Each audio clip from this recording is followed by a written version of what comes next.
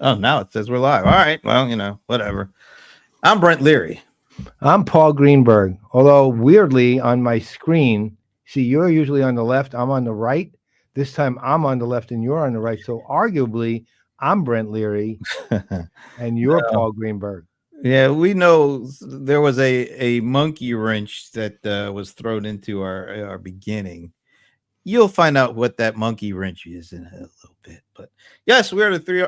We are the three. We are the CRM players. And wow, look, we got our moment is Finn back. Thank God, man. Latin. Although Latin? it's weird. He has the word interesting in there. I'm not sure why that's there, but Well, it says ipsum, so I'm going with Latin. Oh, it's Latin. It's definitely Latin. Oh, wait a minute. Now he's correcting himself here. Yeah, but it's still Latin. Something about spectacular and interest. Is that right? Interesting. That's how you say interesting in Latin. No, that's the part that's throwing me a little bit, but it's definitely Latin. Spectaculum is that, that's a Google translation of a word it probably missed.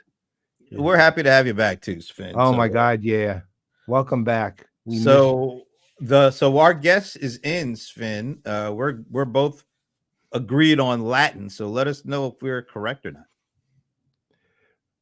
Am I in as a co-host, maybe? No, what happened is somebody that is on my account got in before I did and brought you in. That's what happened. Yeah, because right now, we're sorry about all this technical stuff, folks, but right now I literally see who's in the green room and who isn't.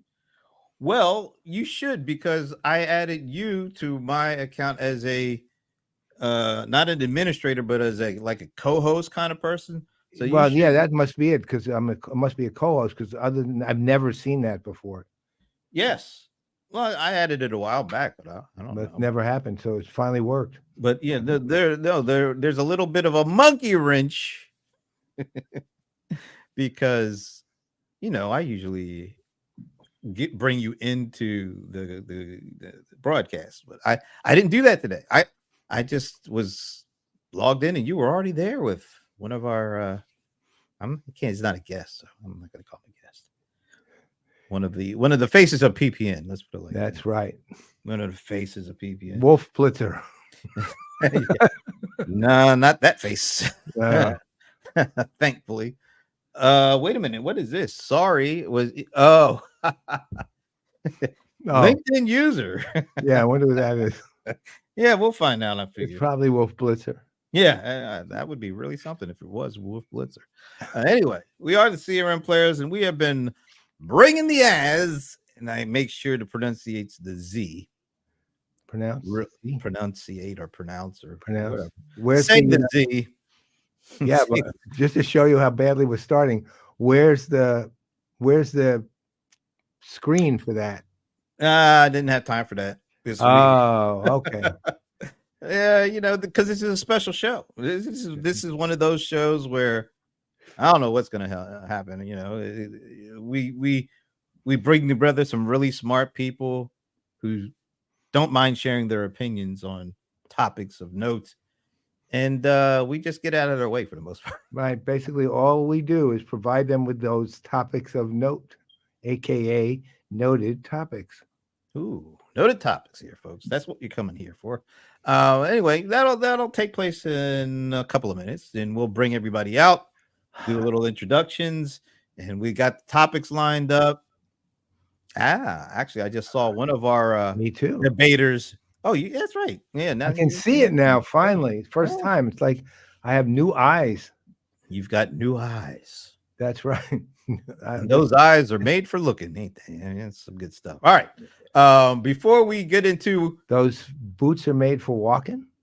What are you? What's a Dusty Springfield or Buffalo Springfield? No, Dusty come Buffalo? on, no. You got to know who did that. I'll give you the hint. I'll give you a big, huge hint. This ain't Stumping Brent here. I mean, the daughter of a very famous. Oh, what, Sinatra? Singer. Yeah, Nancy Sinatra. Dusty Sinatra? Yeah. Well, I mean, she was kind of dusty, but well, I'll tell you, when I was a teenager, I had a crush on her. What's her name? Nancy Nancy Sinatra. Sinatra. Yeah. All right. Well, wasn't there a singer named Dusty Springfield or Oh Buffalo? yeah. I don't know. Did not sing "Boots Are Made for Walking." Oh, okay. Well, shoes that jingle, jangle, jingle, or spurs. No, I don't know. forget what was the Dusty Springfield's big song. She had a big one. Well, that'll be the next Stump the Godfather question. But we are on hiatus for Stump the Godfather because we do I have a knew special it. show. We have Thank a God. I was hoping so much, right, that was the case. we have a Oh. special show because this is the first great debate of 2024 for the CRM Playaz. Last year's went over so well that we needed. Yeah, we had to wait an entire year before we felt comfortable enough to bring it back. Yeah, something like that. Maybe. But yeah, no, it's gonna be fun. We actually went to the happy hour crew yesterday and asked them what would be some really potentially good topics, subjects to put forth in front of our 4 debaters. And well, yeah, they didn't come up with much. So we had to come up with some. Well, no, to be fair, I mean, they came up with things that are, let's say, on the list. They're on the list. They are on the list. Yeah. So but we had a really good happy hour yesterday. Yeah, it was fun actually. Yeah. We had getting some new people now, which is always fun. And we had there were some thoughts about one of those big kind of industry things that happened earlier this week, excuse me.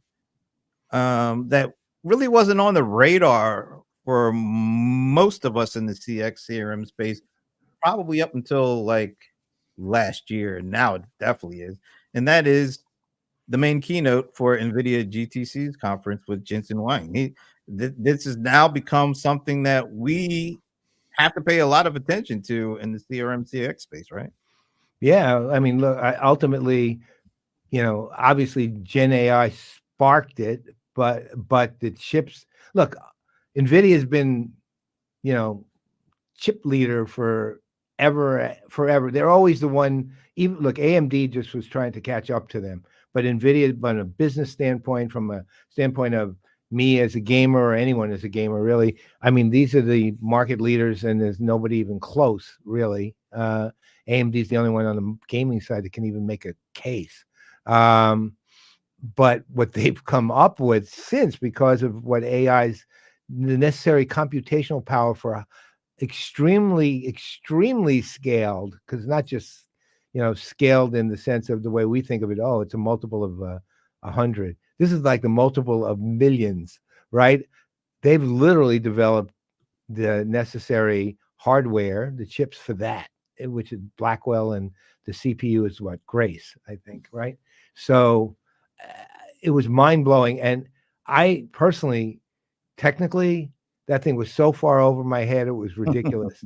But I was utterly inspired at the same time by my imagination as to not what they are planning on having someday down the line, but what they already have done, right? These are done, right? They're not in beta in that regard. What they've already done just boggles the human mind. And do you know how many decimal points there are in a teraflop, by the way? I'm just curious. Yeah. 1,000 billion. That's close enough for me. Yeah, anyway. trillion. It's a trillion, I think. All right, that sounds good. Trillion here. Floating points. Hi, Sahil. Hey, look who's back. Good to see you. Hey, man. And matter of fact, anybody out there, just let us know. Say hi. Let us know you're out there. We're going to get started in a couple of minutes with the debate portion. We're going to bring out our friends that are also some of the smartest folks in the industry. Paul will do what he does with his intros, and then here's how it's going to work. That'll leave us 5 minutes for the debate. Yeah, you're going to have to do the abbreviated version of the intros, but here's how it's going to go. We have come up with 3 topics. We're going to give each topic 10 minutes for everybody to kind of talk about and express their opinion, say where they stand, say if they don't agree with somebody else's stand, and maybe there'll be some last stands, who knows. But 3 topics, 10 minutes each, Floating. get out of the way and see what our panel of experts have to say. I think it's going to be fun. Me too, especially given who the 4 people on this panel are. Yes, but before we do that, a little preview debate, maybe. Hey, Possibly. Michael. Oh, look at this. Stump first, please. Nope, sorry. This is a special show. So we're going to kind of do away with some of our regular segments because we want to have, bring everything together a little quicker. And LinkedIn user, sorry, it's just 12. Sorry, it's just 12. He means 12 zeros. Oh, good Lord. Which is a quadrillion. Oh, look who it is. Mr. Michael W. Thomas, one of the photogs that have come out of the CRM industry. We like to call him the 3 mics, and he's one of them. So speaking of which, great lead in, Brent. So on EWPK, Engage with Paul and Kenny, next week, that would be Wednesday, what is that, the 27th at 7 p.m., we are doing a show called The 3 Mics, although so far only 2 of the mics have committed. So I'm waiting on the third. But here's the deal. As it turns out, 3 of the best photographers I know who come out of our industry all happen to have the name Mike. Mike Fawcett, Michael Thomas, and of course, Michael Krigsman. Those 3, we want to have Michael Thomas and Mike Fawcett minimally, and hopefully with Michael Krigsman. We're going to have a show next week to talk about not their skills in the enterprise, which are prodigious, but to talk about their photography skills, their specialty areas, show some of their images, and we're going to talk about everything ranging from the eye, their eye, to the equipment they use, to tips that they could give other photographers. And when you see some of the beautiful images that all 3 of them have, and they're very different in terms of their what they focus on, you'll be blown away. And these are experts who, if they weren't in our world, would easily fit well into professional photographers' world. Easily be stars there. So be on the lookout. Next Wednesday, 7 p.m. It's like the 3 tenors. It's the 3 mics. It's kind of like that. Right? 3 tenors drop the mics. That's what Michael just said. How can a mic drop the mic? Yeah, that's a little bit too much. Anyway, so I think things are set. We're ready. I see all 4 of the debaters. I don't know if it's going to be a debate. Well, we'll see. Whatever it ends up, it ends up. It's what is it? Case what will be. Yeah. Now we'll get Doris Day on to sing. Okay. So I'm going to turn things over to the Venerable Paul Greenberg for a very brief introduction to our 4 conversationalists, debaters. I don't know, 4 people that we really respect and know. They know all what's going on in the industry and are really, we're glad that they're going to share it and have a discussion around it. So with that, I turn things over to the Venerable Paul Greenberg. Well, the only way I can do this in a short time is I'll do it kind of jointly, I guess. We have 4 extraordinary minds. Okay, 1, Esteban Kolsky, who is what we now call the not analyst. 2 is we have John Reed, the Brohammer of Diginomica. 3, Sheryl Kingstone of 451 Group. And 4, Bob Stutz, who, of course, has been, I'll call him the godfather of CRM technology. All 4 of them are just completely market aware, really, really smart people that I've literally, their word is law when it comes to when I read their stuff. I don't make assumptions that, oh, well, they're just guessing. They know what they're talking about. They can defend anything they say. And at the same time, their range of subject matter is just wide. And They are aware of they're not, I don't like calling them trends. They're aware of how the markets move. They're aware of individual companies. They're aware of the people in these industries. They're aware of the movement of the industry into new areas and innovation. And they all have, let's say, very strong opinions as such. So with that, let's introduce Esteban Kolsky, John Reed, Sheryl Kingstone, and Bob Stutz. That's as short as I could do, man. And thanks, and we'll see you next week. Because that's no, I'm just kidding. Plenty of time left for a great conversation. So first of all, thanks to everybody for making time to join us, and they're joining us without knowing what we're going to ask them, or there's no script involved here. There could be, blanks coming back from us, or it could be like we got to cut their mics off because they all want to talk so much about something. We have no idea how this is going to go, and that makes it fun. Cheryl, you're pointing at me, actually. Yeah. Oh, sorry. Just hands. I'm literally, me and Brent will be the two quiet people here. There's going to be some indiscriminate pointing going on, apparently. So I wasn't really expecting that part, but we're good with that. The only question I have is, you said there's no script, but you guys sent me a list of things I'm not allowed to say last night. Well, that's just general list. I didn't get a list of things I'm not allowed to say. Yeah, well. We are taking a bit of a chance because John's already calling it. So we have John who's calling BS and Bob whose show is no BS. Yeah. So I mean, and this is going to be.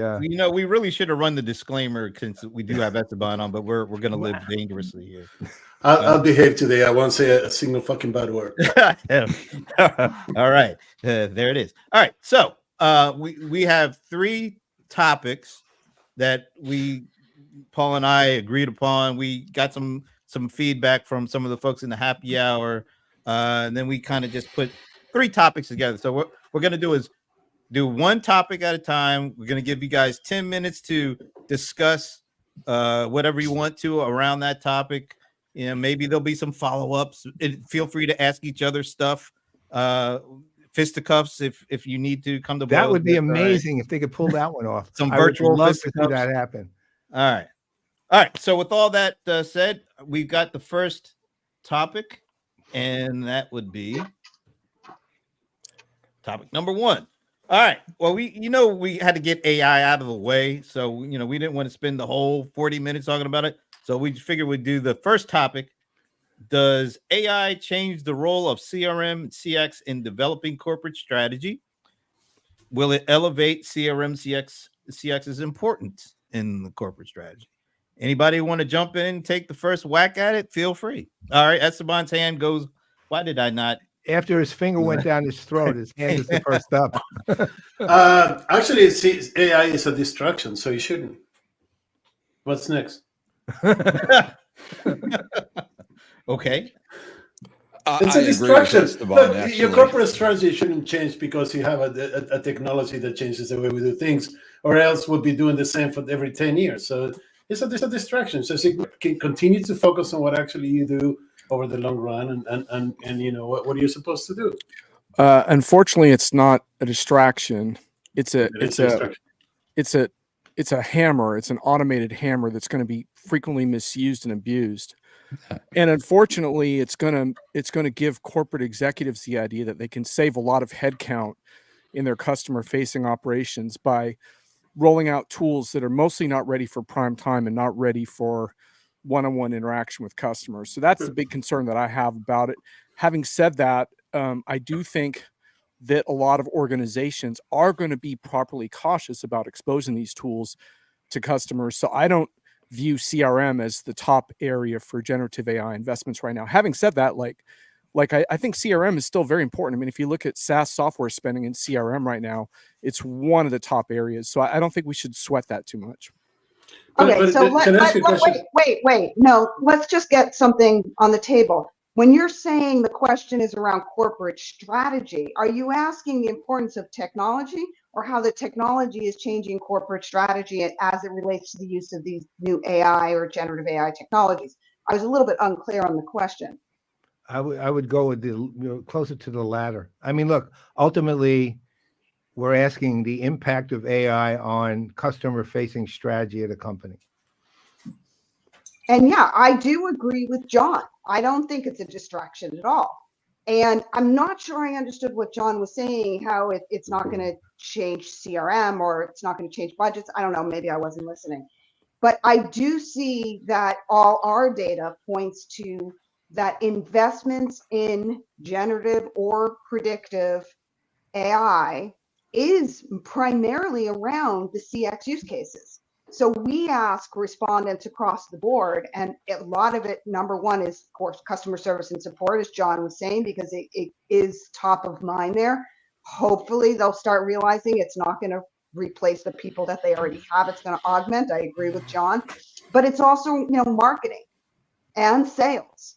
So, and, from there, it goes down to IT and helping them.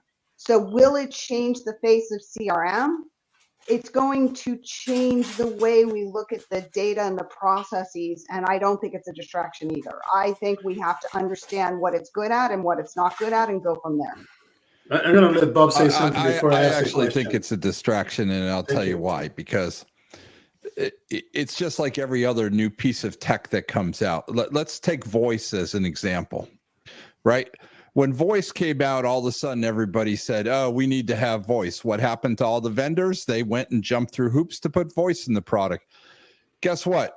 None of those customers use that voice today, right? Yeah. AI is not new. Let's talk about photo recognition, right? How many years ago did photo recognition, which by the way is AI, every vendor jumped through the hoops to put photo recognition into their products, right? Whether it be some form of the marketing product, some form of service, right? You saw those funky examples where somebody tweeted a picture of a shoe and then, it went to some service agent, right?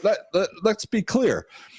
Every time there is a new tech trend, it is a distraction about solving the real issues that face CRM CX. The tech is not solving those issues at the end of the day.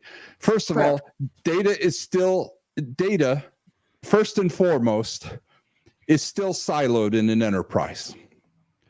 I don't care what anybody says. I've worked with probably every one of the Fortune 500, and I can tell you the data is siloed.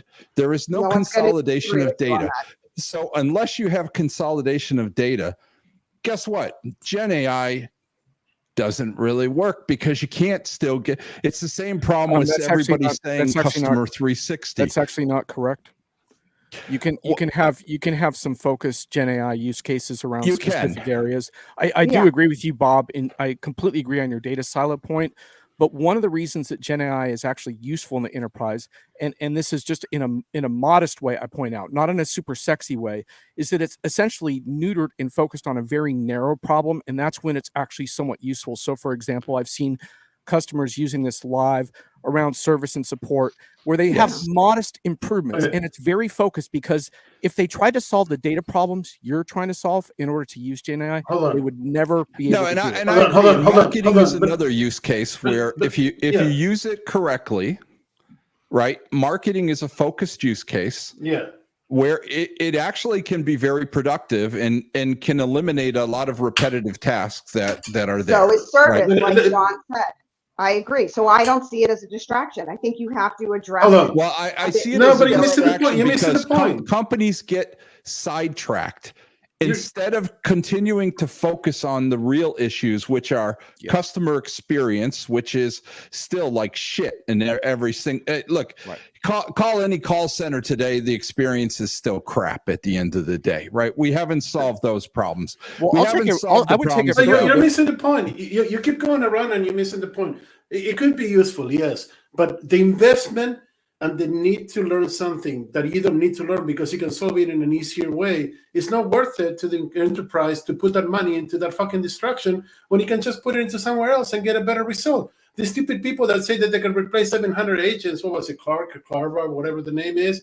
I mean, we could replace 700 agents. Did you? Well, no. Then you didn't do anything that you couldn't do before. If It's I could just just, like, if I taking could just advantage quickly, of the distraction but Esteban, raise your if I can name. just, Esteban, I agree to a large extent, but there's a problem that needs to be crystallized here, which is that the reality is this is actually in an enterprise context. If you use it correctly, it's a very unsexy, practical tool that has some modest use cases, and people don't like that because it's not sexy enough. But at the same time, companies are seeing the valuations. They just referred to NVIDIA. All these vendors are receiving an AI dividend, and companies are paying attention to that.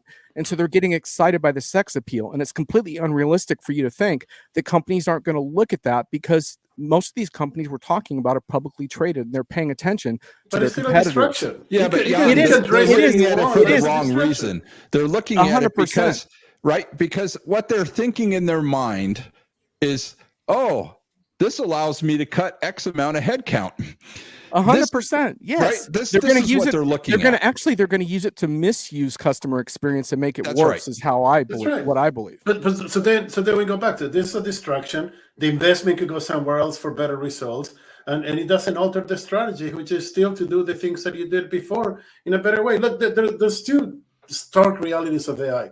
Number one, Gen AI does what 80% of people can do, maybe 90% in some cases, which is the same as any other automation tool from the last 20 years could do. So there's no revolution there. And number two, that if people don't focus on the actual outcome of what they're trying to do with AI, they're trying to do something, but they don't know what the outcome is going to be. So they're just blindly going into behind the stupid squirrel to see if they can find where the squirrel stores the nuts, but nobody gives a crap about what those nuts are. So it's a distraction. Put the money to something that that is going to work and do a better job. And where would you have them put their money? Because I do feel that we do have to focus on the data architecture, as Bob said, right? AI can play a very large role in creating all of that. We also have to put a lot of, if I look at my maturity model, it starts at processes, right? So where are we going with the processes and connecting all the dots so that we can act on that data? So that's not a distraction. But we could use these tools as part of the process identification. We can use these tools as part of the data identification. There's a lot of unstructured data out there that we now have the ability to tap into. You can argue with me all you want, but there is a lot of unstructured data out there. No, Sheryl, you're absolutely right. But there's always been a lot of unstructured data. Exactly, that we've never tapped into, Bob. No, and we still can. No, you're right. It doesn't solve any problems. The problem with unstructured data. You're right. There's a lot of unstructured data, a lot of signals out there that can be captured, that can give a better customer experience. The problem is getting companies to actually bring that data in, because a lot of it is outside data. It's not data that they own themselves, right? Well, that's definitely true. But just very quickly, I documented on Diginomica a use case of a customer that found a really good use for customer-facing service bot.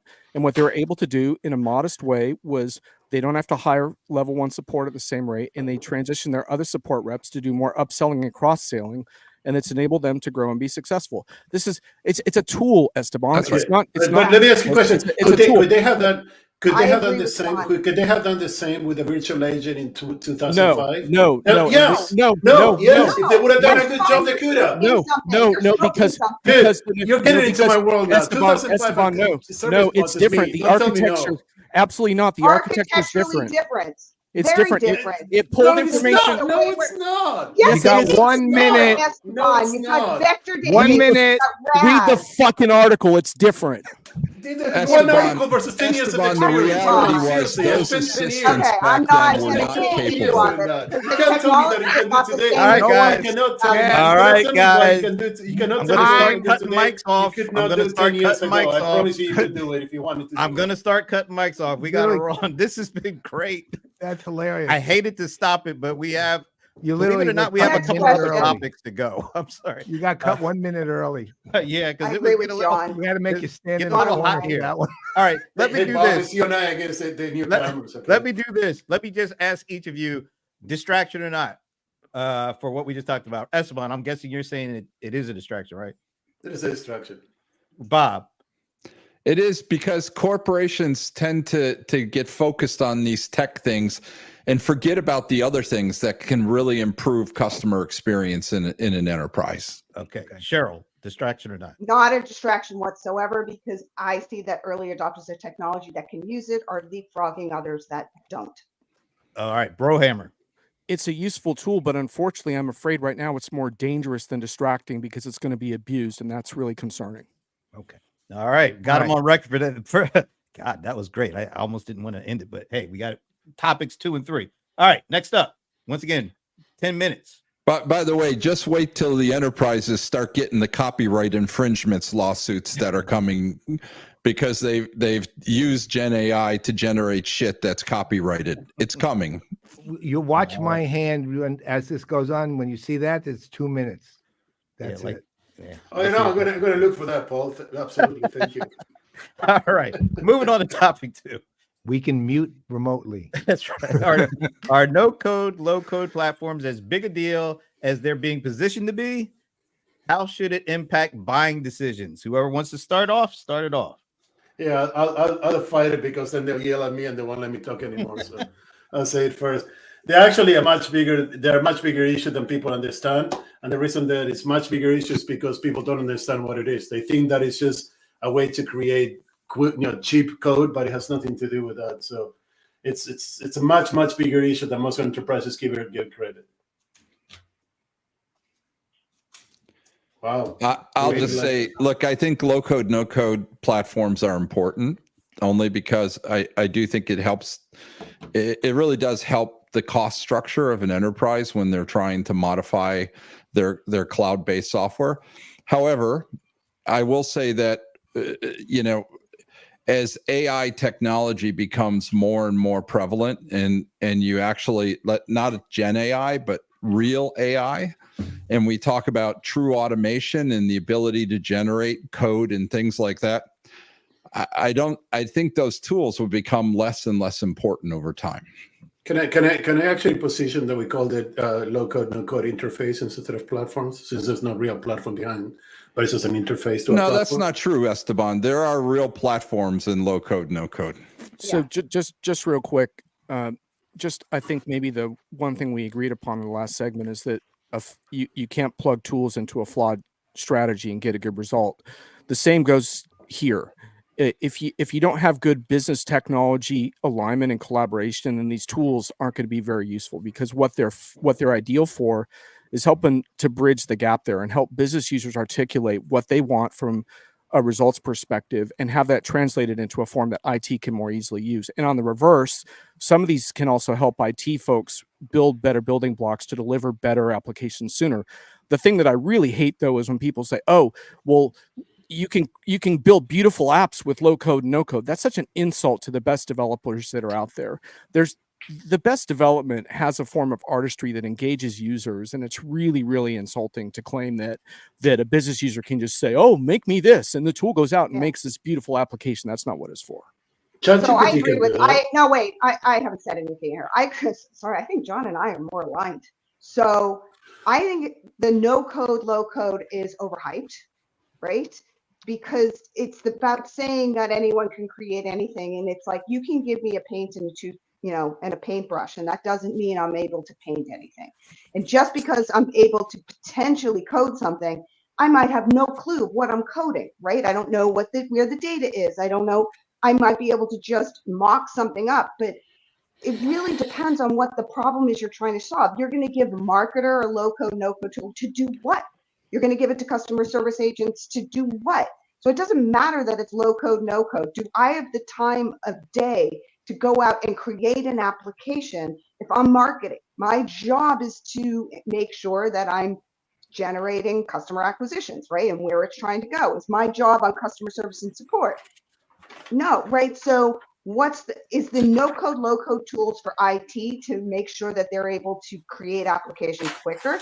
Fine. Is it for the pro, less technical one that needs some guidance within each department? Sure, but a lot of it is really overhyped. Well, the original concept was that you could bring in a low code, no code platform to replace IT people and take IT people out of the mix. That was the original premise when these platforms came out. because IT departments were really expensive. Now, over the years, some of these platforms are actually very good. And Jan, look, no, you're not going to build some super duper application with these things, right? But look, there are a lot of companies who have done wonders with low code, no code, being able to build add-ons on top of an application, right? Because they have the business acumen where they can actually do that. And look, these things have been around for decades. The very first one to hit the market was People Tools back years ago with PeopleSoft, and the number of people, non-technical people, who built actually nice applications in People Tools was pretty tremendous. Was authoring. They really. It was even before. It was even before then. We had QBE and Microsoft. Yeah, that's Excel. right. Yeah, QBE before that. But the thing is, like, really was the first big one to come along. If low code, no code takes its place in the enterprise and people understand what it does, it will replace all the Excel that is being used out there for no reason. And if you replace Excel, the real value. Hold on, let me finish. The real value of replacing Excel is the fact that by putting it in a place where the enterprise can access the data versus in a spreadsheet, now I have access to corporate data that I can still use for my purposes as a user, but the enterprise can also access. That's the real value of low code, no code. That's why I say most companies don't understand the value of it, because it's just. And let's not forget the low code, no code. But it should be embedded in the application we're using, right? It really is about creating a user experience that all the but most people today, they're doing. Most people today download that application, that data into Excel, and they use it in Excel, and they don't have access to it anymore. So I want to replace that. So what's going to become useful, I think, from a Gen AI perspective here in the low code context, is making it even easier for business users to articulate in normal language what they're looking for and turn that into automated applications and processes. That's right. And then have those solutions validated by IT, but not have an IT bottleneck. And I think that's overall very good for everyone. However, just to throw some gasoline on the fire, I really hated Jensen Huang of NVIDIA's comments a couple of weeks ago about how there's going to be no more developers and that AI is going to liberate us from all of that. That is just such a cavalier attitude towards systems that have enormous ethical implications on how we're going to live. We need people who are incredibly literate in how algorithms are constructed and how these systems are built and designed. And kids need to be learning that. That's so ridiculous. It's like saying, oh, well, because it can write, we no longer need writers. Well, because it can think, we no longer need critical thinkers. Absolutely ridiculous propaganda. And this is what enterprise buyers are really faced with right now, is that some of these vendors who are nonetheless, NVIDIA is really executing on this compute power thing, so give them credit, but they're spewing this bullshit that is obscuring like the realities of what we're going to be dealing with in this world, and it's really bothering me. All right, that's a clean break.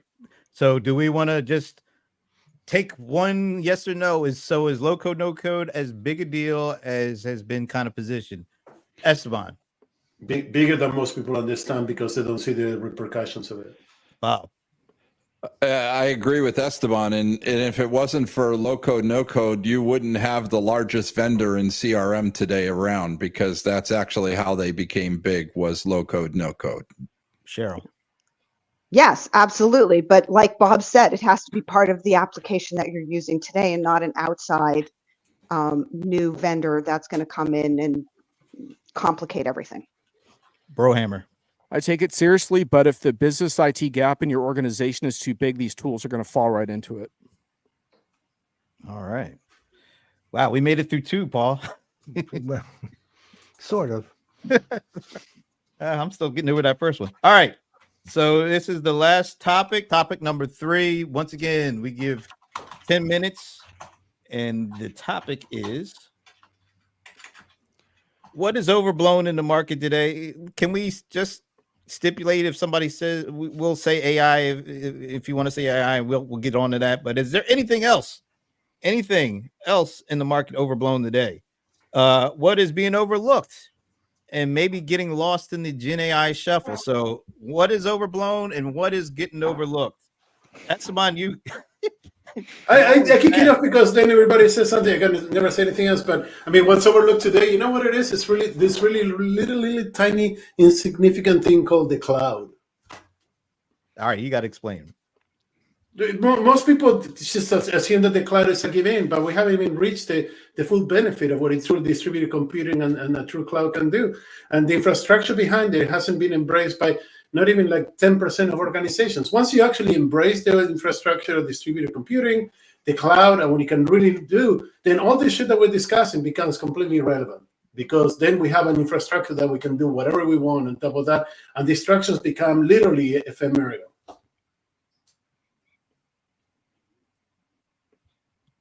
I don't expect anybody to agree, but you asked me what my opinion is, so that's my opinion. Well, at the risk of kicking a trend when it's down, the metaverse was such an overblown, ridiculous piece of crap, and all the vendors that were involved in overblowing that and deciding, huddled in Silicon Valley, that this was going to be the next best thing, should be ashamed of themselves. And there's a lot of them, and that includes Accenture, by the way.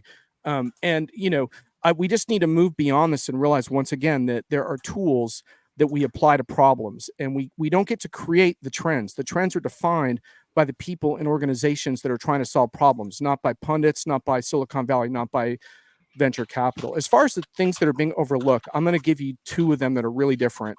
One is ESG. I don't care if you have your head in the sand about climate change, don't care about that. That's your problem for another time. ESG has a lot of compliance-based realities coming for companies across the globe that are highly nuanced, and vendors are generally behind on this, and so are companies. So, and this is going to impact your supplier relationships and supplier management also. And the other thing I think is overlooked is just that in the algorithmic economy we live in, we don't surface the kind of content we need to solve problems. Like, to me, this is gold that you guys have created today, this kind of environment, this kind of exchange. But do you know that on LinkedIn, you still can't subscribe to this show? That's absolutely pathetic. And I bothered LinkedIn about this many times. I would just urge all of our audience to realize that we do not live in a content meritocracy, and we are allowing engagement on social feeds to qualify as a proxy for quality, and it's different.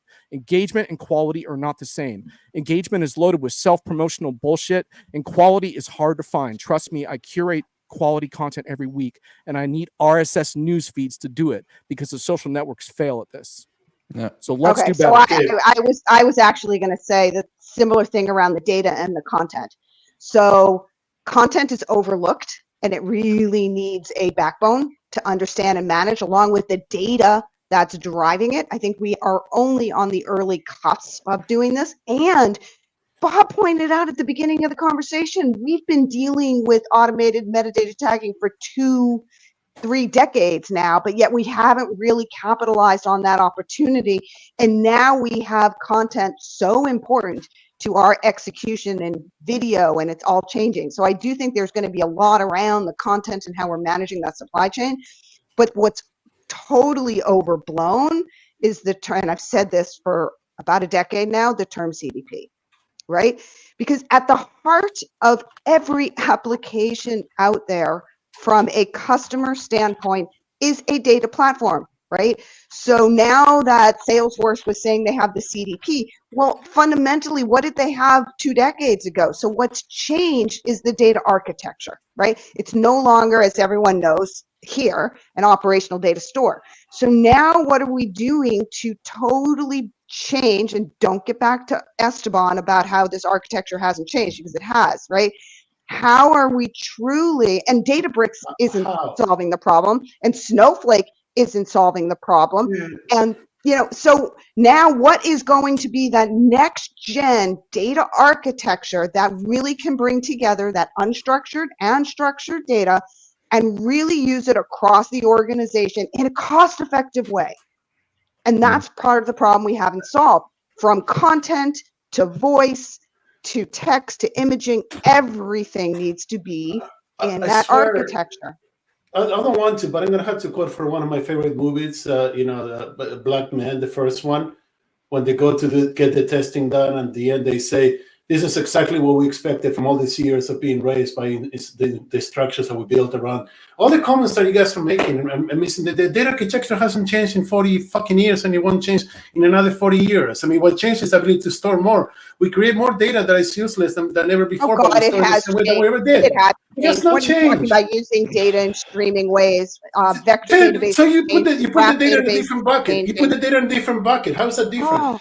Nah, the data architecture has changed over the years. Thank you, Bob. Being somebody who has built most of these systems, I can tell you that the data architecture has extremely changed over the years. Hannah doesn't count. And it's rapidly changed over the last 2 years. Look, but I think the data architecture has changed. But the ignorance inside of an enterprise about what to do to data has not changed. Yeah, that's true. Yeah. Totally agree there. Totally agree. It hasn't changed. And that's why things like, all this overhype about CDPs and all this stuff. And look, having designed 2 of them, I can say, look, there is merit to it, but the problem exists that they are overhyped because most enterprises still don't know what to do with the CDP at the end of the day. Most people think they already have one, and they don't. And they don't. It doesn't matter if they do or they don't. Because a lot of them think they have, architectures have changed. That's right. It doesn't matter. It doesn't matter. Data store. A CDP is not a different architecture. It's not a CRM database. It wasn't designed for that. It was designed to be able to capture signals both internally and externally and bring them together to make real-time decisions. That was the whole premise behind it. Right. Hey, Bob, you didn't actually, Bob, you haven't answered this round's question yet. And I was going to. Oh, yeah, go for it. I was going to ask you because I forgot to bash something I really wanted to bash. So maybe you can work this into your answer in some form. I really wanted to bash is overhyped hyper-personalization. Oh, yeah, here we go. Can you bear down on that maybe? Hold on. But keep in mind that Bob invented hyper-personalization. Look, this whole thing about hyper-personalization is just bullshit, right? Because it is not possible.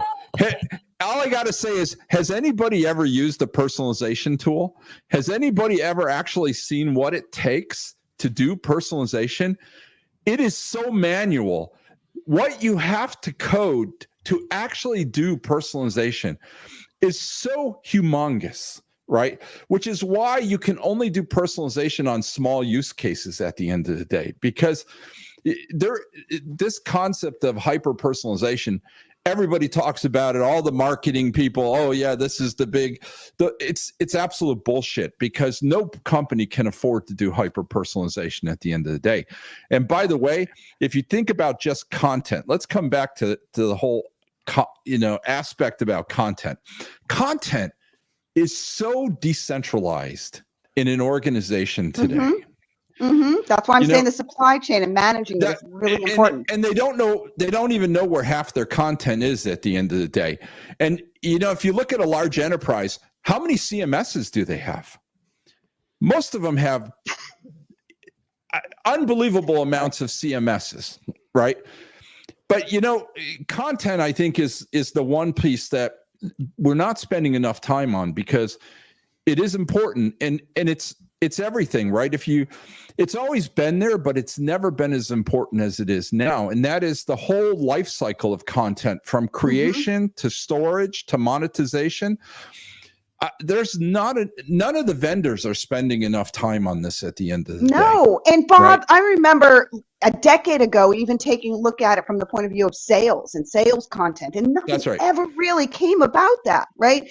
Marketing content is a given, but it is content. And then look at where we're now we're screwed because we got generative content, right? Yeah. How are we going to manage it? How are we going to control it? How are you going to make sure that, how are you going to do quality assurance? Yeah. And this is my one thing about Gen AI that really worries me is, how are you going to test it to make sure that it's reliable, it's accurate, it's, you put it in the hands of people, and where's the QA for this stuff at the end of the day, right?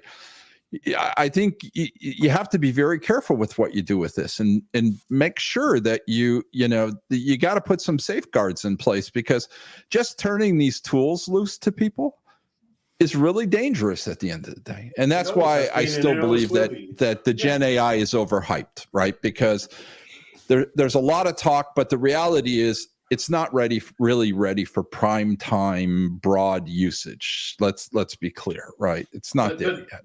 But Bob, hey guys, hold on. 30 seconds. But turning tools to untrained people, it's always been dangerous for the enterprise. We just do it because we don't have an option by peer pressure. And now back to your host. All right. So here's what we'd like to do. Brent, you want to take it through what we What do you guys think this is your show now? Hey man, we're still waiting for No BS with Bob to come off ahead. Next Friday. Next Friday. Hey, I've been on vacation. Can you do me a favor? Can somebody tell Sven to stop hyping SAP on the comments? All right, let's leave Sven alone. He's a member of the team. Yeah, here. seriously, this whole NVIDIA SAP thing makes me want to puke at the end of the day. All right. Well, now that we're going into our giving you guys each a final statement to make, so each take a minute and just whatever you want to share with this last statement of yours, we'll do it.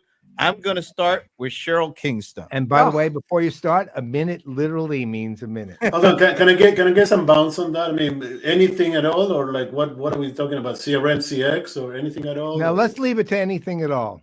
Yeah, anything at all is what is always near and dear to my heart, which is always, and Bob will agree, it's always about the data and the content and bringing it all together and using it strategically across the enterprise. And we're not going to be able to do that until we break down not just the silos of the data, but the silos of the processes across enterprises. We're still within our own little departments, and we've got so much opportunity to improve customer experiences, whether that's going to be in service, which I am completely, that's like the number one thing we need to fix, because it's one of those number one unsatisfactory elements that will really piss off your customers.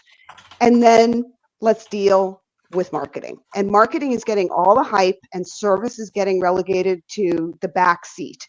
And it should be the other way around. And it starts with breaking down the silos across the business, utilizing the data that we have, and fixing, again, the content, the insight that's there. Thank you. Who should we call on next, Paul? Bob. Bob? Oh, me. Oh, yeah, perfect. So, look, I agree with Sheryl. I think the data is, it's still a key issue, right? Everything is about data and content nowadays. But the other piece I will say is, look, the industry keeps missing the mark.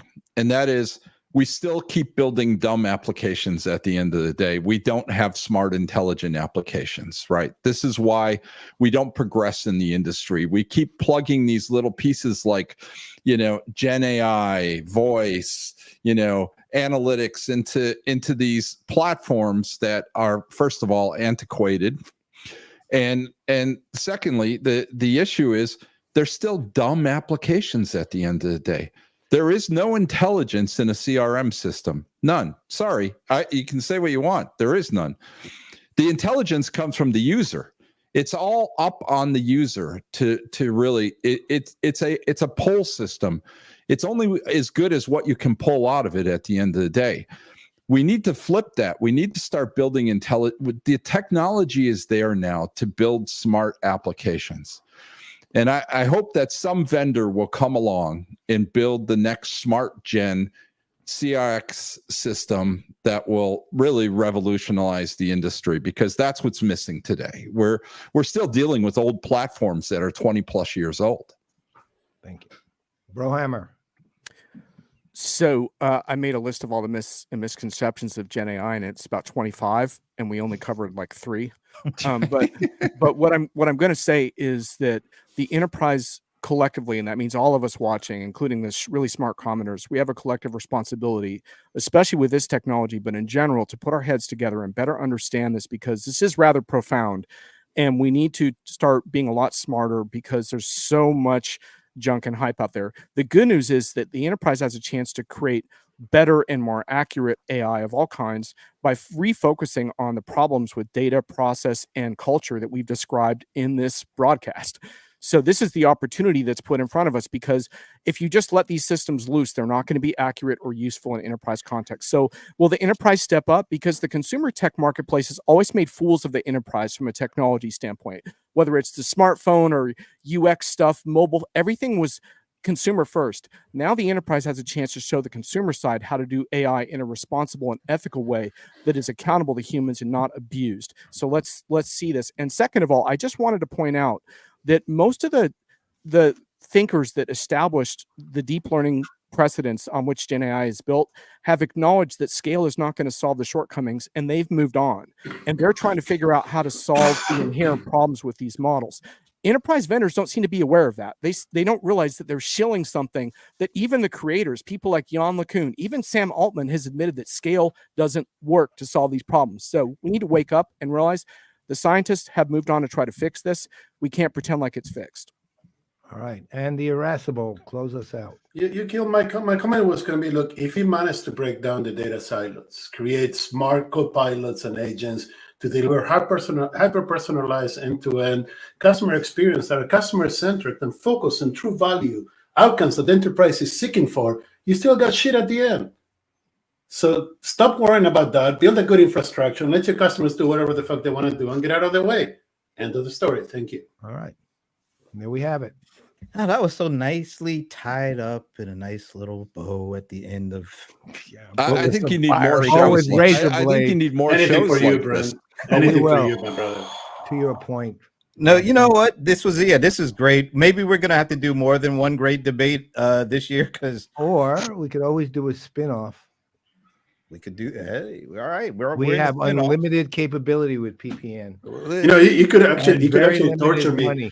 Very You could limited torture me money. and make me moderate those debates. That would be fantastic. Yeah, I can't somehow- say anything, but I gotta listen to everything. I think the next topic we should address is the effect of AI on society and what the reality is there, because all of these freaking gurus in AI keep downplaying the fact that there's really no effect on society, but you know, the reality is there's going to be a dramatic effect, and there'll be a lot of people out of work once this stuff really takes off. I mean, it took us 15 years to figure out the true effect of the smartphone on society.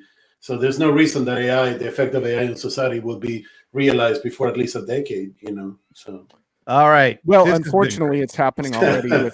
It's happening already with the realities of deep fakes and the degradation of science by bogus articles in scientific journals. So the threat is now. But that's another show for another time. Yeah, We're out of time. thank you, Brohammer. Thank you for putting the end to this. We're gonna do this again. It'll be in one form or another, but it'll be done again. But thanks to everybody on screen and everybody in the comment section, because this was some pretty fiery stuff that just went on this last half hour or hour, whatever it was. Well, it's perfect. It was. Did I behave properly, Brent? Is it okay? Did I do okay? You with that? behaved as expected, cuz you behaved as expected. Fuck. All right. It's trying to be nice, you know. All I gotta say is, should we run the you disclaimer? guys should try having to work with him full time. Oh, stop it! It was the best time of your life, you know it. All right. And so You wait, hired him. before we leave. So Bob, is there a no BS with Bob coming up next week? Is that what I heard? Yeah, there is. I'm hooked for it. I can't cancel this No, one. not this time. It's too late. All right, we are going to be looking out. March 29th. I was supposed to be in Bali, but I canceled my trip just to do the show. I'm Wow. sure. Wow. Bob, I'm so sure you did. Oh, you're going to go to see the Buffalo Bills war room for the draft or something. But yeah. Right in Bali. All right. Well, thanks to Bob Stutz, Esteban Kolsky, Sheryl Kingstone, and the Brohammer, John Reed, for doing this. We will definitely be doing it again. Thanks to everybody who watched us, and we will see you maybe next week. I don't know if we're doing a CRM Playaz because we're both going to be on the road. So maybe I'll be back. You'll be on the road, but yeah, we'll figure it out. We'll see what we can do. Yeah. In the meantime, thanks a lot, folks. We'll see you down the road. Take care.